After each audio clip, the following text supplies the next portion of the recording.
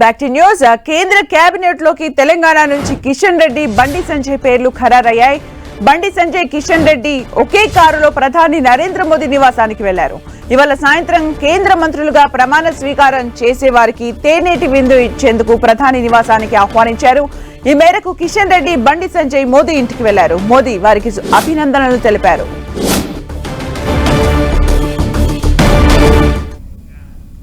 ఇక మరిన్ని అప్డేట్స్ మా ప్రతినిధి అజయ్ అందిస్తారు. అజయ్, మనం చూసుకోవచ్చు, తెలంగాణ నుండి ఎవరెవరికి కేంద్ర మంత్రులు వస్తాయన్న ఉత్కంఠకు తెరపడినటువంటి పరిస్థితి కనబడుతుంది. ఎవరైతే కేంద్ర మంత్రులుగా ప్రమాణ స్వీకారం చేయబోతున్నారో వారిని నరేంద్ర మోదీ తన నివాసానికి తేనీటి విందుకు పిలవడంతో దానిపైన స్పష్టత రావడం జరిగింది. తెలంగాణ నుండి చూసుకున్నట్లయితే ఇప్పటికే కేంద్ర మంత్రిగా వ్యవహరిస్తున్నటువంటి కిషన్ రెడ్డికి మరోసారి కేంద్ర మంత్రిగా అవకాశం దక్కినటువంటి పరిస్థితి కనబడుతుంది. అదేవిధంగా తెలంగాణ నుండి బీజేపీ జాతీయ ప్రధాన కార్యదర్శిగా ఉన్నటువంటి బండి సంజయ్కి కొత్తగా ఈసారి కేంద్ర క్యాబినెట్లోకి తీసుకున్నటువంటి పరిస్థితి కనబడుతుంది.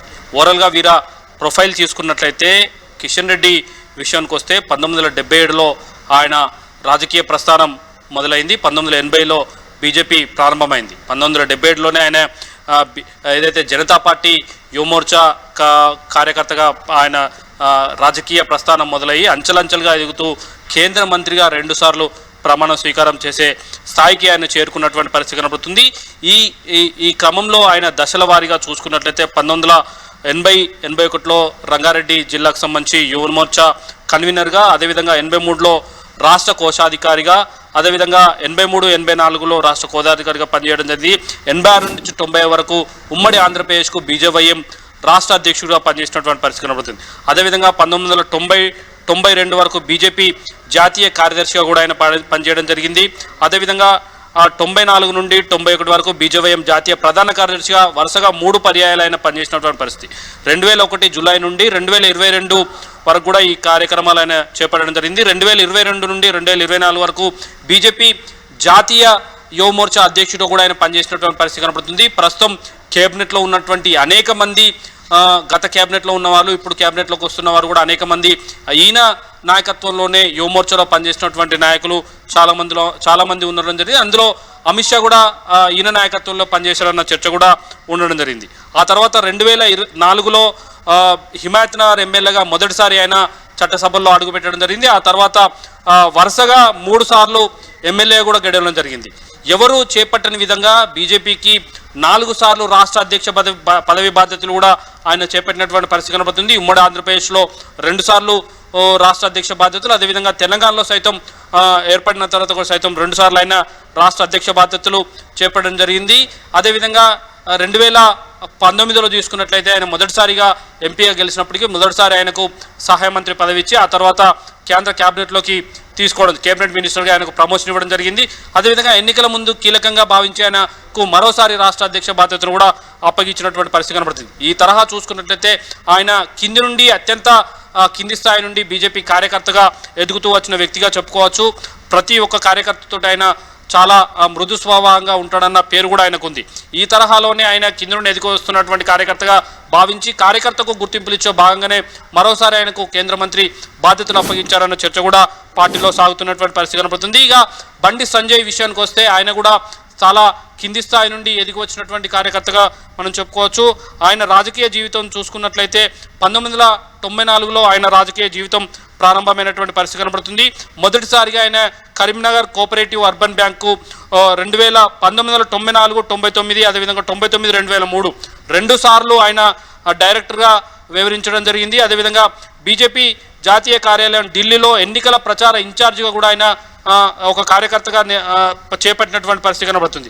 ఆయన కూడా కింది స్థాయి నుండి అంచెలంచెలుగా ఎదుగుతూ యువమోర్చా పట్టణ ప్రధాన కార్యదర్శిగా, అదేవిధంగా పట్టణ అధ్యక్షునిగా, స్టేట్ ఎగ్జిక్యూటివ్ మెంబర్గా, రాష్ట్ర ఉపాధ్యక్షునిగా, నేషనల్ ఎగ్జిక్యూటివ్ మెంబర్గా, అదేవిధంగా వివిధ స్థాయిల్లో సేవలు అందిస్తూ బీజేపీకి సంబంధించినటువంటి రాష్ట్ర అధికార ప్రతినిధిగా కూడా ఆయన పనిచేసినటువంటి పరిస్థితి కనబడుతుంది.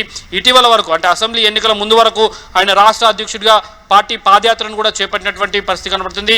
ప్రజా సంగ్రామ యాత్ర పేరుతో రాష్ట్ర వ్యాప్తంగా 5 దశల్లో ఆయన ప్రజా సంగ్రామ యాత్రను కూడా నిర్వహించి బీజేపీకి రాష్ట్రంలో ఒక టెంపోను కూడా పెంచినటువంటి పరిస్థితి మనం చూసుకోవచ్చు.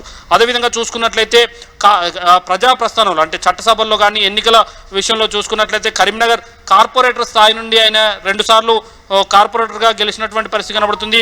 ఆ తర్వాత 3 సార్లు ఎమ్మెల్యేగా పోటీ చేసినప్పటికీ కూడా అక్కడ పరాజయం పాలడం జరిగింది. 2 సార్లు ఎంపీగా పోటీ చేసి 2 సార్లు విజయం సాధించడం జరిగింది. లాస్ట్ టైం చూసుకున్నట్లయితే 96,000కు సంబంధించినట్టు 96,000 పైచీలకు ఓట్లతోటి విజయం సాధించగా ఈసారి 2024లో జరిగినటువంటి పార్లమెంట్ ఎన్నికల్లో దాదాపు 2 లక్షలకు పైగా పైచీలకు ఓట్లు సాధించి గణనీయమైనటువంటి మెజార్టీ అక్కడ కరీంనగర్లో ఎవరికి దక్కినటువంటి మెజార్టీ కూడా ఆయన దక్కించుకున్నటువంటి పరిస్థితి మనం చూసుకోవచ్చు. ఈ తరహాలో కింది స్థాయి నుండి అంచెలంచెలుగా ఎదుగుతూ పార్టీని కూడా రాష్ట్రంలో డెవలప్ చేయడం జరిగింది.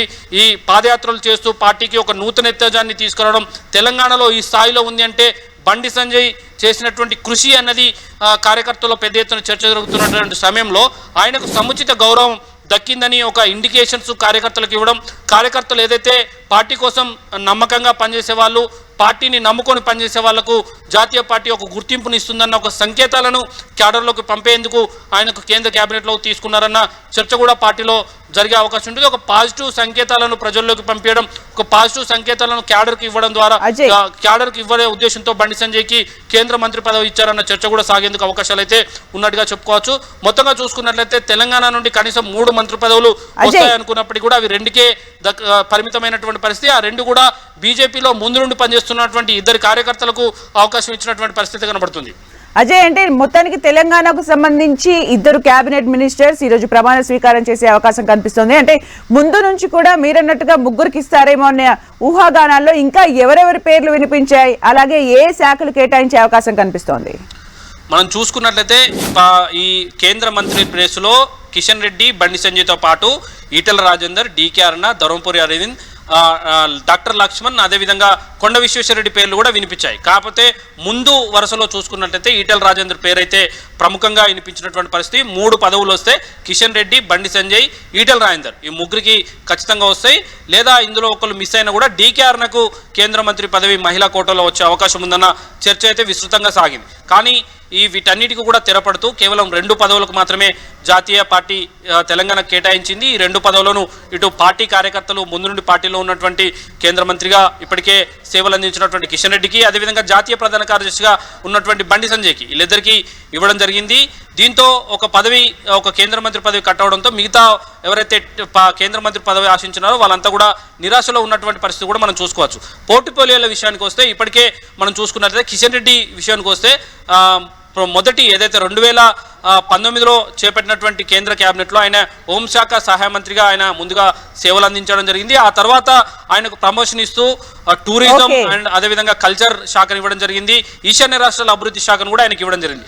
ఈసారి చూసుకున్నట్లయితే కేంద్రంలో కీలకమైనటువంటి శాఖలు పంచాయతీరాజ్ కానీ, అర్బన్ డెవలప్మెంట్ లాంటి కీలకమైన శాఖలను ఆయనకు, రూరల్ డెవలప్మెంట్ లాంటి శాఖలు కూడా ఆయనకు ఇచ్చే అవకాశం ఉందన్న చర్చ అయితే సాగుతుంది. బండి సంజయ్కి సహాయ మంత్రితో అయితే సరిపెట్టే అవకాశం ఉన్నట్టుగా తెలుస్తుంది. Thank you Ajay for the updates.